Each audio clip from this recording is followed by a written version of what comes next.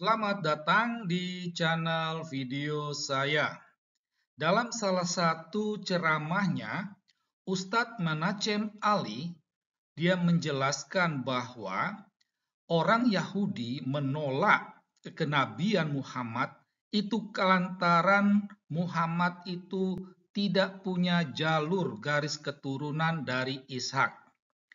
Maka pada video saya kali ini saya mau mengajak Anda untuk membahas benarkah kenabian Muhammad itu ditolak oleh orang Yahudi lantaran dia bukan keturunan Ishak.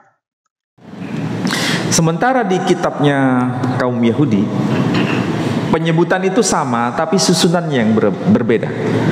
Benai Abraham, Yitzhak, wa Ismail. Anak-anak Ibrahim adalah Ishak dan Ismail. Susunannya beda atau sama? Beda. Tapi orang yang disebut namanya sama atau beda? Sama. Kenapa urutannya berbeda?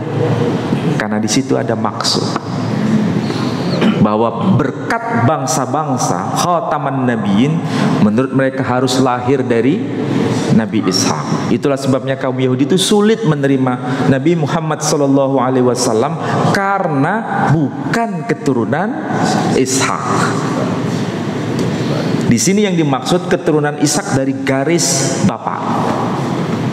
Tapi sebetulnya ini bocoran. Ini bocoran. Nabi kita Muhammad SAW kalau dari garis bapak keturunan Nabi Ismail. Tapi kalau dari garis ibu keturunan Nabi Ishak. Nah, dalam ceramah ini Ustadz Menachem Ali dia mengatakan orang Yahudi sulit menerima Nabi Muhammad karena bukan keturunan Ishak. Dari situlah dalam latar video ini di situ tertulis tampak jelas bahwa kenabian Muhammad itu ditolak oleh orang Yahudi lantaran ia bukan dari keturunan Ishak. Apakah ini benar? Di mana dalilnya? Baik, perlu diketahui bahwa penolakan terhadap kenabian Muhammad itu sudah terekam dalam Al-Quran. Jadi artinya sejak kemunculan Muhammad sebagai nabi itu sudah ditolak oleh orang Yahudi dan oleh orang Nasrani, baik di Mekah maupun di Madinah. Ini terekam dalam Al-Quran yang diyakini oleh umat Islam sebagai wahyu Allah. Itu misalnya dalam surah ke-11, ke-21, 25, 30, 32, 34, 46. Ya. Jadi surah-surah ini itu dikenal masuk dalam kategori surah Makkiyah. Artinya wahyu Allah yang diucapkan Allah ini itu turun di Mekah. Ya, turun di Mekah.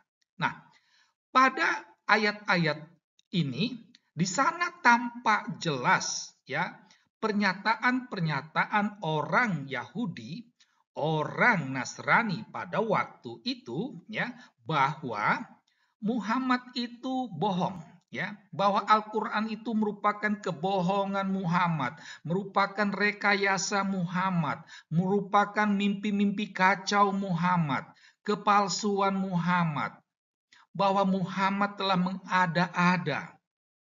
Itu kata-kata orang-orang Yahudi, orang-orang Nasrani sebagai bentuk penolakan kenabiannya, ya. Nah, apa yang dikatakan oleh orang-orang Yahudi, orang Nasrani ini didasarkan pada warta Muhammad itu tidak sesuai dengan tradisi kitab suci orang Yahudi. Atau wahyu Allah yang disampaikan oleh Muhammad yang bersentuhan dengan kitab suci orang Yahudi itu bertentangan. Ya. Kita tahu bahwa kitab suci orang Yahudi itu sudah ada pada zaman sebelum Masehi. Artinya sebelum buyut-buyut Muhammad itu lahir, sudah ada kitab suci itu. Dan tradisi orang Yahudi itu setiap hari Sabat selalu mendengarkan pembacaan kitab suci mereka. Bahkan anak kecil pun sudah terbiasa membaca Taurat, sehingga mereka tahu isi kitab sucinya. Nah, namun ketika warta Muhammad yang terkait dengan yang bersentuhan dengan tradisi kitab suci Yahudi Nasrani itu bertentangan.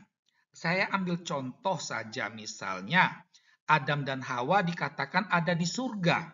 Nah, ini kan jelas-jelas bagi orang Yahudi ini tidak masuk akal itu.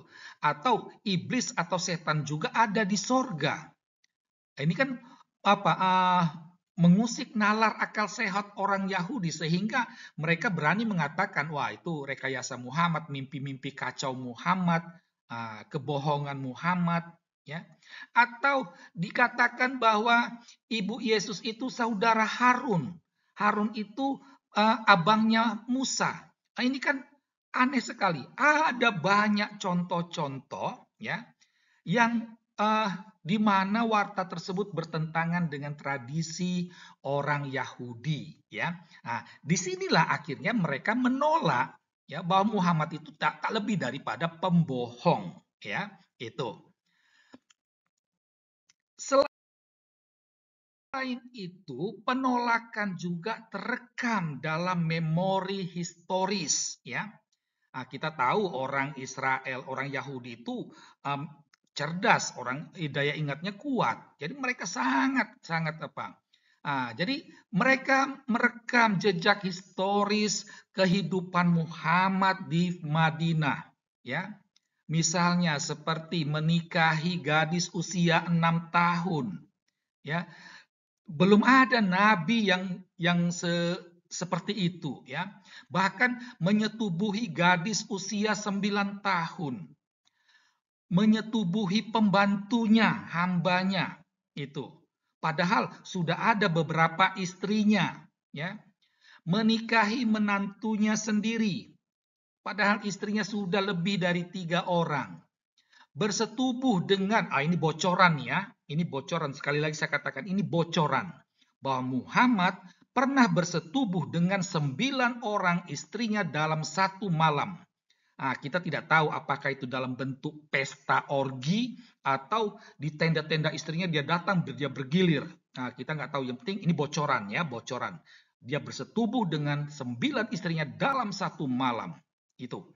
Nah, ini bagi orang Yahudi waktu itu, ya ini nggak mungkin lah, ini seorang nabi, masa seperti ini, ya. Nah, apa yang terjadi ini, ya, dan itu tampak dalam kehidupan Muhammad yang berpoligami, suatu hal yang bertentangan dengan tradisi orang Yahudi, ya. Belum ada nabi-nabi dalam bangsa Yahudi itu yang berpoligami. Ketika ini diangkat, mungkin orang Islam akan merujuk kepada Daud dan Salomo, ya. Perlu diketahui, Daud dan Salomo bagi orang Yahudi dan Kristen, dia bukan masuk kategori nabi tetapi sebagai raja, ya. Itu. Jadi ada pembedaan, ya, nabi, hakim, raja. Itu dalam tradisi Daud, Salomo itu adalah raja. Kalau raja masih bisa dimaklumi, dan itu merupakan suatu pelanggaran. Tidak terjadi itu pada diri seorang nabi. Nah, selain soal kehidupan seksual nabi tersebut yang dari nalar akal sehat sangat-sangat mengganggu, juga terekam dalam sejarah bahwa kesadisan dan kebiadaban Muhammad itu, ya. Nah, misalnya pembantaian terhadap Bani Kainuka dan Bani Kadir bukan dalam konteks perang. Jadi ini seakan-akan seperti genosida. Pembunuhan terhadap orang-orang yang selalu mengkritik Muhammad. Nama-nama yang tercantum dalam layar Anda ini adalah orang-orang Yahudi. Perampokan-perampokan terhadap kekhalifahan yang dilakukan oleh Muhammad. Hal-hal inilah yang terekam ya, kesadisan dan kebiadaban yang dilakukan oleh Muhammad membuat orang Yahudi ya pada waktu itu menolak kenabian Muhammad. Tak mungkin dia itu seorang nabi, ya. Jadi ini bukan soal karena dia tidak ada garis keturunan Ishak, ya. Jadi ya perlu diketahui oleh umat Islam ya supaya jangan mudah percaya begitu saja. Coba pelajarilah sejarah. Ya, kita tidak tahu apakah yang disampaikan oleh Ustadz Manacem Ali ini sebagai bentuk pembodohan atau pembohongan terhadap umatnya. Demikianlah ulasan kami. Sekian dan terima kasih.